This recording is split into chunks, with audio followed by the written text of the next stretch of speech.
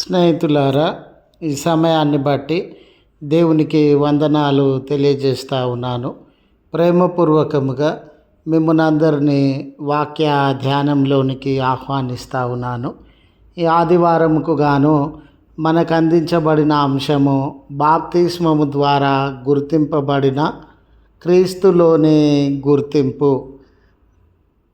బాప్తిస్మం ద్వారా మనము క్రీస్తులో గుర్తింపబడతామని, బాప్తిస్మం ద్వారా క్రీస్తుతో గుర్తింపబడతామనే అంశాన్ని అందించినటువంటి వారుగా ఉన్నారు. అయితే మన ప్రొటెస్టెంట్ సంఘములకు సంబంధించి ఈ బాప్తిస్మం కానివ్వండి, ప్రభు భోజన సంస్కారం కానివ్వండి, రెండు కూడా సంస్కారములుగా ఎంచబడినటువంటివిగా ఉండినవి. మనము ప్రతి సంఘములోనూ ప్రతి విశ్వాసీ జీవితంలోనూ బాప్తిస్మాన్ని ఒక సంస్కారంగా, ప్రత్యేకమైనటువంటి దేవుని యొక్క పిలుపుగా భావించి ఆచరించేటటువంటి వారంగా ఉంటాం. ఇది మానవ జీవితంలో ప్రత్యేకమైనదని, బాప్తిస్మము పిదప ఒక నూతనమైనటువంటి వ్యక్తిగా జీవించడానికి ఇష్టపడుచు దేవుణ్ణి అంగీకరించి ఆయనతో కలిసి మన విశ్వాస జీవితాన్ని ముందుకు కొనసాగించేటటువంటి వారంగా ఉంటాం. ఈరోజు స్నేహితులారా, మానవులు ఎవరైనా కానివ్వండి, విశ్వాసులు ఎవరైనా కానివ్వండి, దేనితో గుర్తింపబడడానికి ఇష్టపడతా ఉన్నారు అంటే, చాలామంది వారి యొక్క చందములతో, డబ్బుతో, హోదా, గౌరవము, మర్యాద, పేరు, ప్రఖ్యాతులు, కులము, మతము, ప్రాంతము, ప్రత్యేకతలు, తలాంతులు, అధికారము, వారికి ఉన్నటువంటి శరీర బలము, మాటకారితనము, చదువు, గొప్పతనము, ఈ లోక సంబంధమైన విషయాలలో ఏది ఉన్నతమైనదో, ఏది మనుషులందరి చేత గొప్పగా ఎంచబడతా ఉందో, వాటి ద్వారా తమను తాము గుర్తింపబడాలని, నేను ఈ రీతిగా గుర్తింపబడాలి, ఈ విషయంలో గుర్తింపబడాలని ప్రాకులాడుతున్నటువంటి వేళ, మరి ఒక విశ్వాసి లోక సంబంధమైన విషయాలతో కాదు, క్రీస్తుతో గుర్తింపబడాలి. ఈయన క్రీస్తు యొక్క కుమారుడండి, ఈయన క్రీస్తు యొక్క కుమార్తెనండి అనే గుర్తింపు కలిగినటువంటి వారంగా ఈ లోకంలో మనము జీవించాలి. చూడండి, మనము ధనం ఉన్నప్పుడు ధనికులు అంటారు, చదువు ఉన్నప్పుడు చదువరి అంటారు, తలాంతులు ఉన్నప్పుడు తలాంతులు కలిగినటువంటి వారంటారు. అలాగుననే మన జీవితంలో, మన ఆలోచనలో, మన ప్రవర్తన క్రియలలో క్రీస్తు ఉండినప్పుడు మనలను క్రీస్తు కలిగినటువంటి వాడు, క్రీస్తుతో కూడా జీవించుచున్నటువంటి వాడు అని మనుషులు గుర్తించేటటువంటి వారుగా ఉంటారు.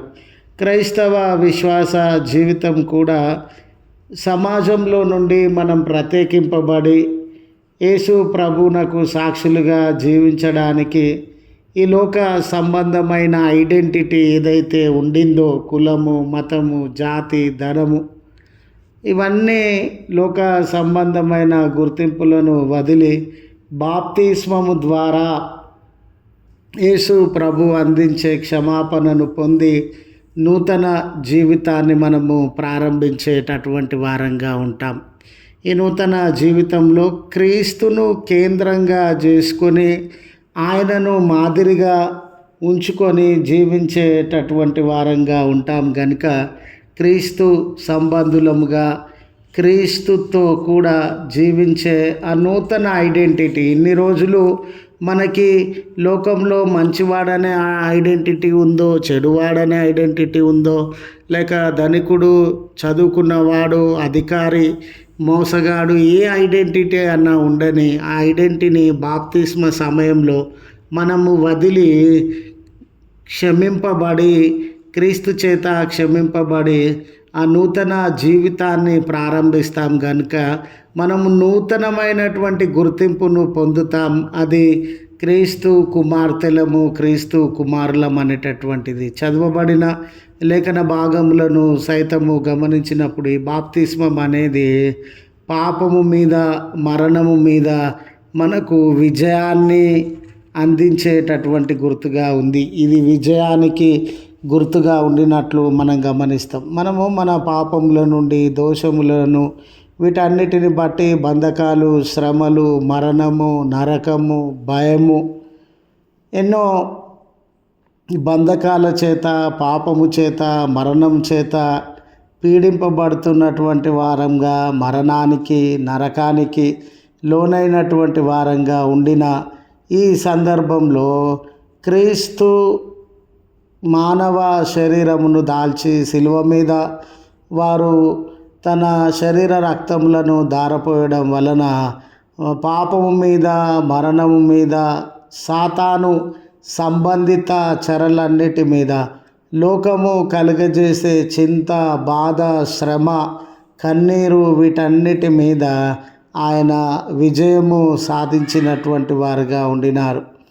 పతనమైన పరిస్థితులలో ఉండగా ఆయన త్యాగము మనలను బలహీనతలలో నుండి, భయములలో నుండి, శ్రమ, శిక్ష, వీటన్నిటిలో నుండి విజయాన్ని అనుగ్రహించినటువంటిదిగా ఉండింది. క్రీస్తు మరణాన్ని జయించినడు, క్రీస్తు పాపాన్ని జయించినడు, క్రీస్తు సాతాను జయించినడు. ఆయనకు వలె మనము మరి ఈ పాపాన్ని, మరణాన్ని, సాతానును జయించేటటువంటి వారంగా ఉన్నాం. బాప్తిస్మమునందు మనం నీటిలో ముంచబడతాం కదండి. ఆ పాపపు స్థితి, మరణపు స్థితి, బంధకాలలో ఉన్నటువంటి స్థితి ఆ నీటిలో పాతి పెట్టబడి మరి ఆ నీటి నుండి బయటికి రావడం అనేది మనము విజయం పొందినటువంటి స్థితి. ఆయన మరణాన్ని ఏ రీతిగా జయించి తిరిగి లేచినాడో, విజయాన్ని పొందినాడో, మనము లోక సంబంధమైన బంధకముల నుండి విజయాన్ని పొంది విజయము పొందినటువంటి గుంపు, విజయం పొందినటువంటి వ్యక్తిగా మనము గుర్తింపబడేటటువంటి వారంగా ఉంటాం. రెండవ విషయాన్ని మనము పత్రికల పాఠ్యభాగంలో గమనించినప్పుడు క్రీస్తులో నూతన జీవితాన్ని ప్రారంభించినటువంటి వారంగా ఉంటాం. అంత మాత్రమే కాదు స్నేహితులారా, విజయంతో పాటు ఈ బాప్తిస్మం అనేటటువంటిది విడుదలను తెలియజేసేటటువంటిదిగా ఉండింది. మానవులముగా మనమంతా లోక సంబంధమైన విషయాలలో గుర్తింపబడాలని, అభివృద్ధి, ఉద్యోగము, టాలెంట్స్, చదువు, వీటన్నిటిలో గుర్తింపబడాలని ఒక ప్రత్యేకమైన ఐడెంటిటీ కొరకు ప్రాకులాడేటటువంటి వారంగా ఉంటాం. చూడండి, లోక సంబంధమైన ఏ గుర్తింపులో మనం పాలుపంపులు పొందినా, ఎంత గొప్ప గుర్తింపును కలిగి ఉన్నటువంటి వారంగా ఉన్న మనలను మనము విమోచించుకోలేమండి. ఇదంతా పాప సంబంధమైన గుర్తింపుగా, పతనానికి నడిపించేటటువంటి గుర్తింపుగా ఉండింది. మనం చదువుకున్నటువంటి లేఖన భాగము ఆదికాండము 11వ అధ్యాయంలోని విషయంలను కూడా గమనించినప్పుడు ఆనాటి ప్రజలందరూ తామొక ప్రత్యేకమైనటువంటి గుర్తింపు కలిగి ఉండాలి. వారి యొక్క జ్ఞానానికి, బలానికి, లేక వారి ఆధిక్యతకు గుర్తుగా ఒక గోపురాన్ని కట్టాలి. అది ఆకాశము అందేంత మట్టుకు, తాకేంత మట్టుకు అంత ఉన్నతమైనదిగా, పొడవైనదిగా ఉండాలని తలపోసినారు. ఇది వారి యొక్క స్వార్థానికి, ఇది వారి యొక్క ఆలోచనకు, ఇష్టానికి గుర్తుగా ఉండింది. దీనిలో దేవుని యొక్క సంకల్పం ఏంటి వారి జీవితంలో, దేవుని యొక్క చిత్తం ఏంటి వారి జీవితంలో అనేది మర్చిపోయినందున దేవుడు వారి ప్రయత్నాన్ని ఆపివేయడానికి వారి భాషలను తారుమారు చేసినటువంటి దేవుడుగా ఉండినాడు. వారి భాషలను తారుమారు చేయడం వలన వారు సంకల్పించినటువంటి పని ముందుకు సాగక, భాషలు ఒకరి భాష ఒకరికి అర్థం కాక తలొక వైపున వెడలిపోయినటువంటి వారుగా, విడిపోయినటువంటి వారుగా ఉండినారు.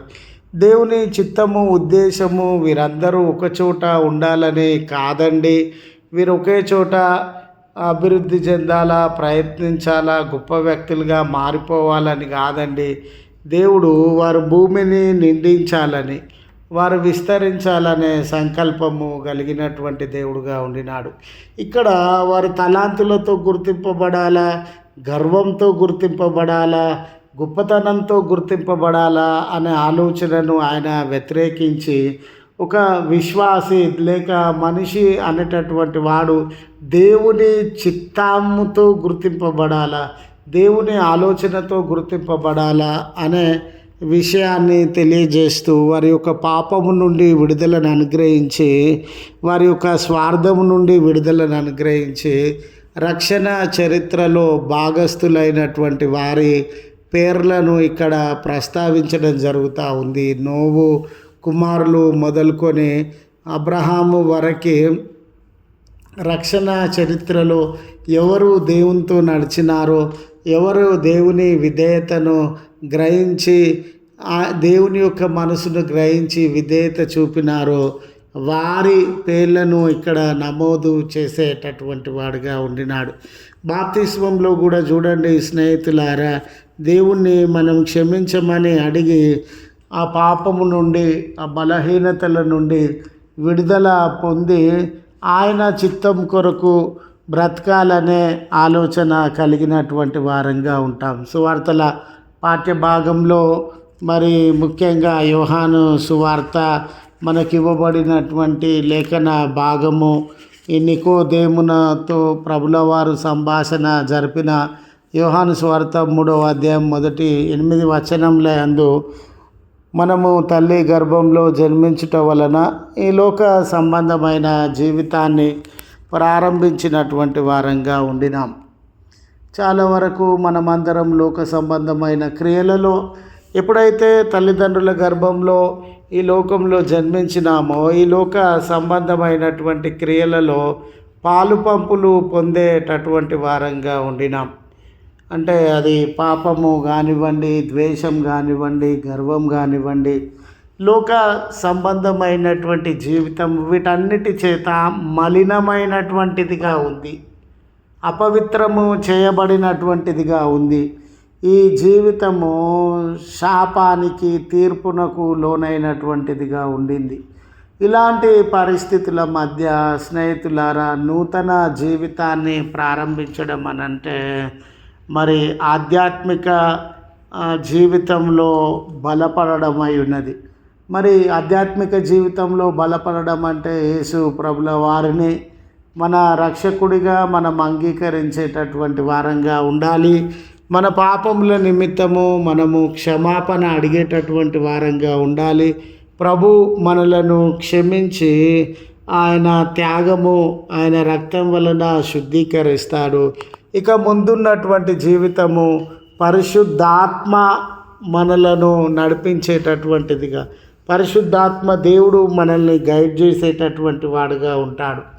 మన సొంత నిర్ణయములు, సొంత ఆలోచనలు కాకుండా పరిశుద్ధాత్మ దేవుని నడిపింపు క్రింద మనం ఎప్పుడైతే కొనసాగుతామో దానిని నూతన జీవితం అని అర్థము చేసుకోవచ్చు. ఈ విషయాలన్నీ బాప్తిస్మ సందర్భంలో మనం పాటించేటటువంటి వారంగా ఉంటాం.